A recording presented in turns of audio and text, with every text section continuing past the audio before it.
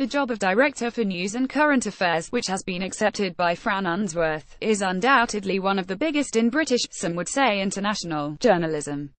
It is also, by all accounts, an invitation to hell. A very privileged kind of hell, no doubt, and also a very well-paid one according to the most recent public information. James Harding, her predecessor, was paid £340,000. She will be paid the same as Harding. That is a huge salary, though it is worth noting that American counterparts in charge of organizations of comparable size would be paid several multiples of that. Accountable to the public despite being one of the most powerful jobs in journalism, the job is not wholly, or even mainly, editorial. If you are in charge of a particular program, or publication, the idea is that as editor you get to focus on the exciting business of editorial judgment, what stories, pictures, campaigns, headlines to use and so on. Unfortunately, the sorry financial state of much modern media means that editors' time is increasingly spent doing less fun things, like begging advertisers for money, or sacking people. At the BBC, however, there is a whole other world of pain, and rightly too. As an organisation owned by the public, every penny has to be accounted for, and most of the decision-making too. I don't know and haven't asked, but I would suspect that at times, at least a third of the job involves justifying decisions, often taken by people several rungs beneath you. It's not like being editor of, say, the Daily Express, where you know most of the staff, and can impose your personality on the title, across all sections from home news to sport. Pick your battles. Different BBC programmes have different editorial characters. You can't impose your personality on Newsnight, the Victoria Derbyshire show, both BBC Two and also The World at 1, and today both Radio 4 and also BBC World News and BBC Business and everything else. You have to let them breathe, and their editors edit, but if there's a massive cock-up you'll be held accountable. And that massive cock-up is never far away. More dangerously, the claim that some decision is a massive error, because a particular disenfranchised group doesn't like it, even though it was wholly justified, is only ever a tweet away.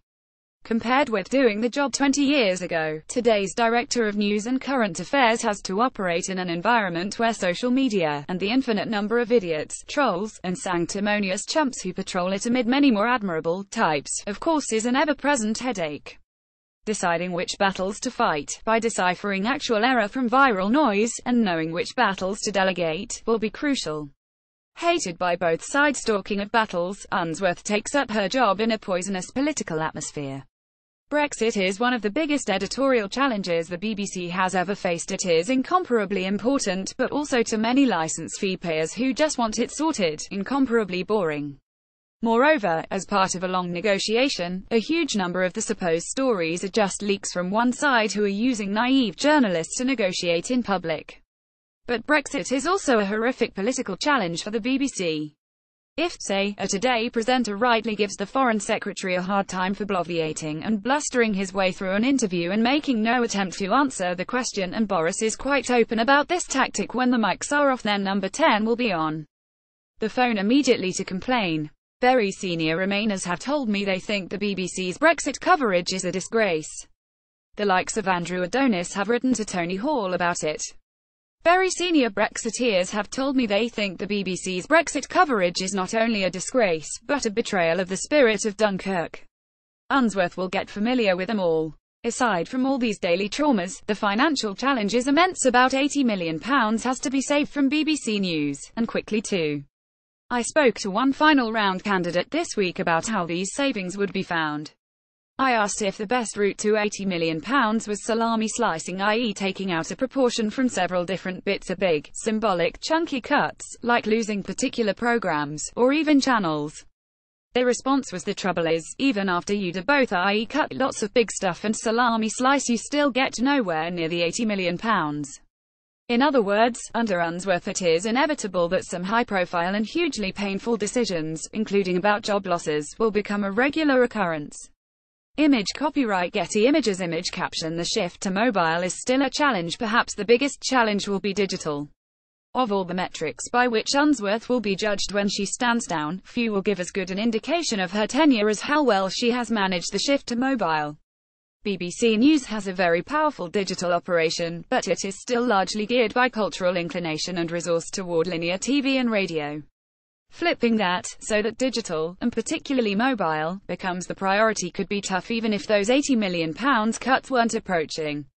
Another current issue, which Unsworth is well placed to address, is the furore over the gender pay gap at the BBC for top on-air presenters.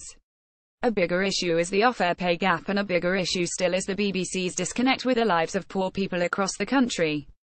The attempt to address these issues, as well as diversity, is being led by Tony Hall. Unsworth, who turns 60 in a fortnight, hails from Stoke, and came up through local radio, will speak with authority when trying to redress the failings of BBC News on gender, class background, and being too focused on London.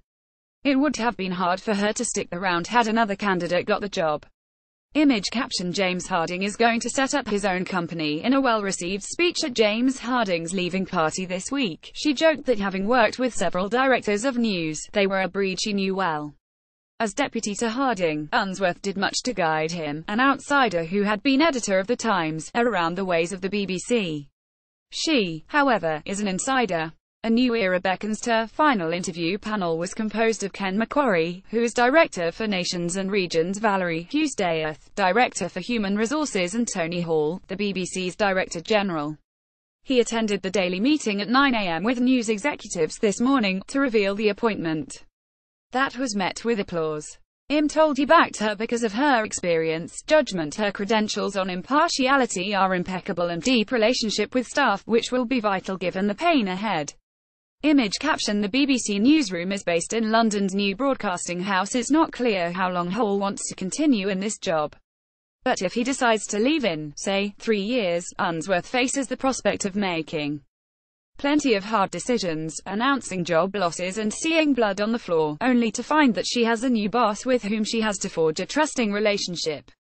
Unless, that is, she succeeds him as Director General, an eventuality which becomes much more possible in light of this appointment. So a huge privilege, yes, the chance to work with exceptionally talented, decent and industrious people, and a huge job at one of the world's foremost creative and journalistic institutions. But hell, morning, noon and night too, and the worst time to do the job for as long as it has existed. Welcome, boss.